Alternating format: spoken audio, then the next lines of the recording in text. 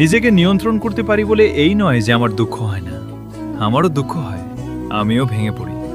কখনো কখনো বুকের ভেতর এমন এক নীরব যন্ত্রণা জমে যা কাউকে বোঝানো যায় না। হাসি মুখের আড়ালে অনেক অশ্রু লুকিয়ে থাকে, অনেক না বলা কষ্ট জমে থাকে হৃদয়ের গভীরে।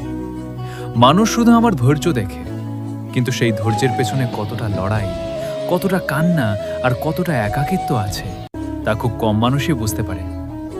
আমি চুপ থাকি মানেই আমি ভালো আছি এমন নয়। অনেক সময় নিজের মানুষদের জন্য, নিজের দায়িত্বের জন্য কিংবা পরিস্থিতির কাছে হার না মানার জন্য নিজেকে সামলে রাখি।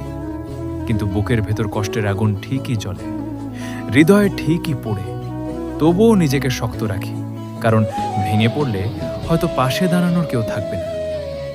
জীবন আমাদের শেখায় সব অনুভূতি প্রকাশ করতে নেই, কিছু ব্যথা নীরবে বয়ে নিয়ে চলতে হয়। তাই আমি হাসি, কথা বলি, স্বাভাবিক থাকার চেষ্টা করি, অথচ গভীর রাতে নিঃশব্দে চোখ ভিজে যায়।